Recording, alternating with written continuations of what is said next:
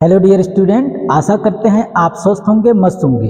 ये हमारा D Pharma second year का फार्माकोथेरेपेटिक का सेकंड लेक्चर है।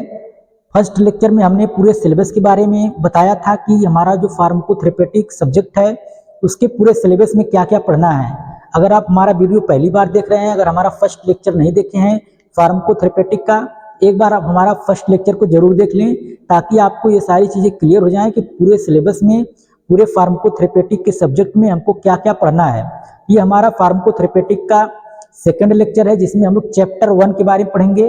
चैप्टर 1 में हम लोग पढ़ेंगे इंट्रोडक्शन ऑफ फार्माकोथेरेपेटिक, फार्माकोथेरेपेटिक का इंट्रोडक्शन के बारे में पढ़ेंगे और साथ ही साथ डिफिनेशन ऑफ फार्माकोथेरेपेटिक, हमारे फार्माकोथेरेपेटिक का क्या डिफिनेशन होता है और साथ ही साथ इसके क्या क्या इंपॉर्टेंट पॉइंट होते हैं उसके बारे में हम लोग स्टडी करेंगे।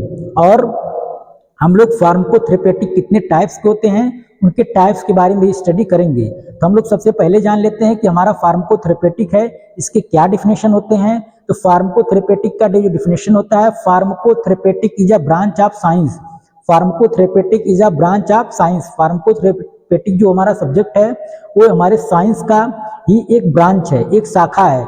इन विच, जिसमें हम लोग क्या स्टडी करते हैं, डिजीज के बारे में स्टडी करते हैं, किसी बीमारी के बारे में स्टडी करते हैं और साथ ही साथ उस बीमारी के होने के कारण, causes of disease, causes of disease का मतलब उस बीमारी का होने के क्या कारण हैं और साथ ही साथ अगर बीमारी हो गई है तो उसके क्या साइन एंड सिम्टम आएंगे, क्या लक्षण आएंगे।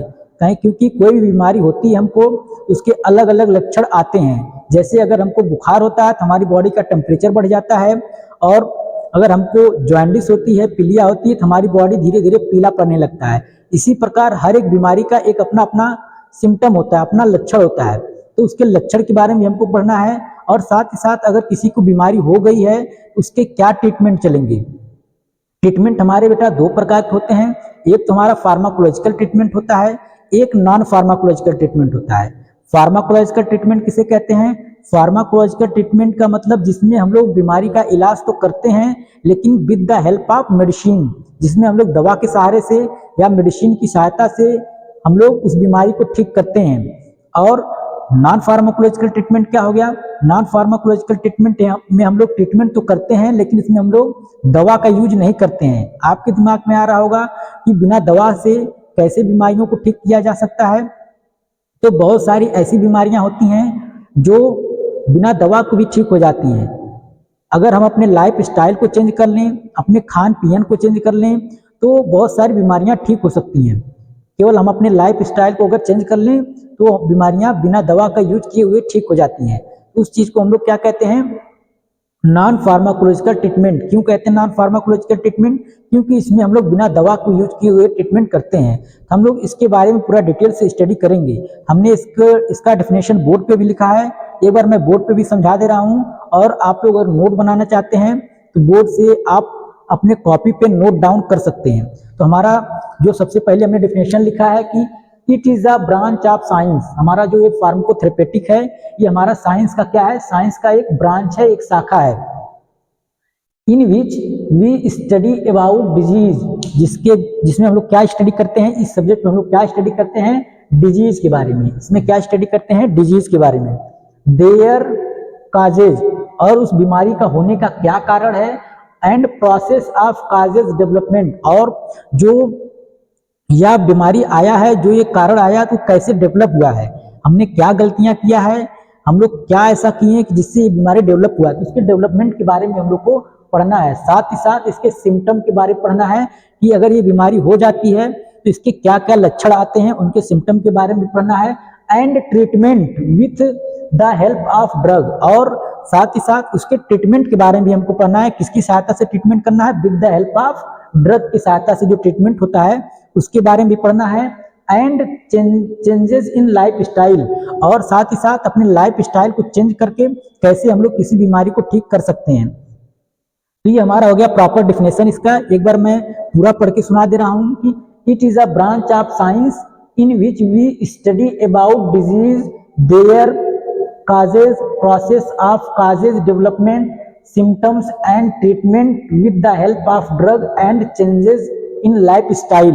ये हमारा एक प्रॉपर डिफिनेशन हो गया फार्माकोथेरेपेटिक का। इसके जस्ट बाद आता है pharmacotherapeutic is form to word. जो हमारा फार्माकोथेरेपेटिक है ये दो वर्ड से मिलकर बना है। सबसे पहला वर्ड क्या है? फार्माकॉन। फार्माकॉन का मतलब क्या होता है? फार्माकॉन का मतलब होता है ड्रग्स। एंड थेरेपी, थेरेपी का मतलब system to apply, system to apply. That means किसी भी ड्रग को हम अपने बॉडी पे कैसे अप्लाई करते हैं, कैसे इसको यूज करते हैं और यूज करके कैसे हम लोग बीमारियों का ट्रीटमेंट करते हैं, उसके बारे में हम लोग पढ़ना है इस फार्माकोथेरेपेटिक में। एक बार फिर आपको बता दें, pharmacotherapeutic is derive from a two Greek word. जो हमारा फार्माकोथेरेपेटिक ये दो वर्ड से मिलकर बना है। फार्माकॉन, फार्माकॉन का मतलब ड्रग, एंड थेरेपी, थेरेपी का मतलब हाउ टू अप्लाई, मतलब ड्रग को हम अपने बॉडी पे कैसे अप्लाई करते हैं, कैसे इनटेक करते हैं और वो हमारी बीमारी को कैसे ट्रीटमेंट करता है, कैसे ठीक करता है, इसके बारे में हम लोग जिसमें स्टडी करते हैं उसको हम लोग क्या कहते हैं? फार्माकोथेरेपेटिक कहते हैं। ये जो हमारा होता है फार्माकोथेरेपेटिक ये दो प्रकार का होता है जो मैंने यहाँ पे लिखा है। It include rational and empirical pharmacotherapeutic. जो हमारा फार्माकोथेरेपेटिक बेटा होता है, एक तो होता है रेशनल फार्माकोथेरेपेटिक और दूसरा होता है इंपेरिकल फार्माकोथेरेपेटिक।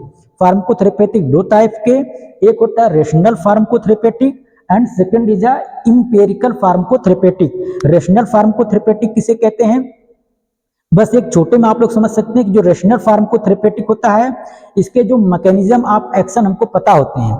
मैकेनिज्म ऑफ एक्शन का मतलब कि जो हम दवा खाते हैं इसमें किसी भी बीमारी को ठीक करने के लिए जो हम लोग दवा खाते हैं उसके काम करने का तरीका, वो हमारे बॉडी पे कैसे काम करके कैसे वर्क करके किसी भी बीमारी को ठीक करता है, उसका मैकेनिज्म हमको पता होता है। लेकिन वहीं पे अगर देखा जाए इंपेरिकल फार्माकोथेरेपेटिक में तो हमको बीमारी को ठीक करने के लिए हम लोग दवा का यूज करते हैं, लेकिन हमको वो दवा काम कैसे कर रही है, कैसे काम करके हमारी बीमारी को ठीक कर रही है, इसके बारे में हमको पता नहीं होता है। वही चीज मैंने बोर्ड पे भी लिखा है, इसका डिफिनेशन लिखा है। पहला हमारा है रेशनल फार्माकोथेरेपेटिक। रेशनल फार्माकोथेरेपेटिक में मैंने लिखा है कि it refers to the rational use of drug and its mechanism of action. For example that means जो रेशनल फार्माकोथेरेपेटिक होता है इसमें जो हम लोग दवा का यूज करते हैं ये हमारा रेशनल यूज ऑफ ड्रग होता है। रेशनल यूज ऑफ ड्रग का मतलब इसमें हम लोग ड्रग का डोज पता होता है एंड साथ ही साथ इसमें कितने सुबह शाम देना है, इसके ड्यूरेशन पता होते हैं, कितना टाइम में एक्शन करेगा, मतलब कि दवा की पूरी जानकारी हमको पता होती है। रेशनल फार्माकोथेरेपेटिक में वो दवाएं आते हैं जिनके बारे में हमको पूरी दवा के बारे में जानकारी पता होता है कि हाउ टू टेक, दवा को कैसे लेना है और साथ ही साथ दवा कितने टाइम पे लेना है और कितने फ्रीक्वेंसी में लेना है, 2 बार लेना है कि 3 बार लेना है और साथ ही साथ कितने प्रॉपर डोज में लेना है और इसके काम करने के तरीके क्या है, मैकेनिज्म ऑफ एक्शन। सबसे बड़ी बात इसका क्या है, इसका mechanism of action well known. Mechanism of action पूरा नोन होता है, मतलब नोन मतलब पता होता है हमको ये कैसे काम करता है। जैसे मैंने एग्जांपल पे यहाँ पे दिया है कि जो हमारा एड्रेनालिन होता है, एक ड्रग होता है एड्रेनालिन। एड्रेनालिन को हम लोग क्या कहते हैं, ये हमारा ब्रॉन्चियल अस्थमा में यूज किया जाता है। जो ब्रॉन्चियल अस्थमा हो जाता है, अस्थमा क्या होता है, अस्थमा एक ऐसी कंडीशन है जिसमें हमको सांस लेने में प्रॉब्लम होती है, जिसमें हम लोग क्या कहते हैं डिफिकल्टी इन ब्रीथिंग, हमको ब्रीथ करने में बहुत डिफिकल्टी होती है, बहुत प्रॉब्लम क्रिएट होती है, उसे हम लोग कहते हैं ब्रॉन्चियल अस्थमा। उस अस्थमा को इमरजेंसी केस में ठीक करने के लिए एक दवा हमारा एड्रेनालिन, उसको हम लोग लेते हैं। तो एड्रेनालिन क्या करता है और कैसे काम करता है, उसके जो मैकेनिज्म है, मैकेनिज्म ऑफ एक्शन है। मैकेनिज्म ऑफ एक्शन का मतलब काम करने का तरीका। तो हमारा जो एड्रेनालिन है ड्रग जो है वो कैसे काम करती है, उसके जो काम करने के तरीके हैं हमारा वेल नोन है। वेल नोन का मतलब पूरा अच्छे से पता है, वो हम फार्माकोलॉजी में हम अगला टॉपिक अपना पढ़ाएंगे। ये हमारा आगे चल के मैकेनिज्म ऑफ एक्शन हमको पढ़ना है, तो उसके बारे में हम लोग बताएंगे कि हमारा ये दवा कैसे काम करता है, इसका हमको काम करने का तरीका पता रहता है। वहीं पे अगर हम लोग देखें इंपेरिकल फार्माकोथेरेपेटिक में, तो it refers to the use of drug in a particular disease. इसमें जो दवा का यूज किया जाता है कुछ पर्टिकुलर डिजीज में किया जाता है। पर्टिकुलर डिजीज का मतलब हर एक डिजीज में नहीं, कुछ एक विशेष डिजीज में, एक विशेष बीमारियों में इसका यूज किया जाता है। लेकिन ये बीमारी तो ठीक करता है, लेकिन ये कैसे ठीक करता है, इसके काम करने के क्या तरीके हैं ये हमको पता नहीं है, लेकिन फिर भी हम इसको यूज करते हैं बीमारी को ठीक करने के लिए। जैसे मैंने एग्जाम्पल में दिखाया, फॉर एग्जाम्पल कॉल्चिसिन, एक ड्रग आता है कॉल्चिसिन। कॉल्चिसिन के आप लोग भी सुने होंगे नाम, और मैं स्क्रीन पे भी दिखाया हूँ। कॉलचिसिन एक ऐसा ड्रग होता है जिसका उपयोग हम लोग गाउट को ठीक करने के लिए करते हैं। गाउट का मतलब गठिया का रोग, जिसको हम लोग क्या कहते हैं, गठिया का रोग। गाउट को ठीक करने के लिए करते हैं। इसका यूज तो हम लोग गाउट के ट्रीटमेंट में करते हैं, लेकिन इसका जो मैकेनिज्म ऑफ एक्शन है हमको पता नहीं होता है। ये हमारे दो टाइप्स हो गए, जिसका मैकेनिज्म ऑफ एक्शन हमको पता होता है उसको हम लोग रेशनल फार्माकोथेरेपेटिक कहते हैं। जिसका मैकेनिज्म ऑफ एक्शन, काम करने का तरीका हमको नहीं पता होता है, उसको हम लोग इंपेरिकल फार्माकोथेरेपेटिक कहते हैं। ये हमारा दो टाइप के फार्माकोथेरेपेटिक हो गए। ये हमारा टोटल इंट्रोडक्शन का पार्ट हमारा कवर हो गया। ये हमारा लेक्चर सेकंड था। इसके जस्ट बाद जो हम लोग लेक्चर पढ़ेंगे, इसमें हम लोग पढ़ेंगे ऑब्जेक्टिव ऑफ फार्माकोथेरेपेटिक और साथ ही साथ इसके स्कोप ऑफ फार्माकोथेरेपेटिक के बारे में पढ़ेंगे, जो कि एग्जामिनेशन में पूछता है, बहुत इंपॉर्टेंट है। इसमें भी एग्जामिनेशन में पूछने वाला क्या है कि इसका डेफिनेशन पूछ देता है कि फार्माकोथेरेपेटिक का डेफिनेशन क्या होता है, और साथ ही साथ पूछ सकता है रेशनल फार्माकोथेरेपेटिक किसे कहते हैं, और साथ साथ इंपेरिकल फार्माकोथेरेपेटिक किसे कहते हैं। और एग्जिस्ट एग्जाम में भी ये सारी चीजें पूछ सकते हैं कि रेशनल फार्माकोथेरेपेटिक में क्या आता है। रेशनल फार्माकोथेरेपेटिक जहां पे भी आएगा आप लोगों का दिमाग तुरंत जाना चाहिए, इसके जो मैकेनिज्म ऑफ एक्शन है वो नोन होते हैं, मतलब पता होता है।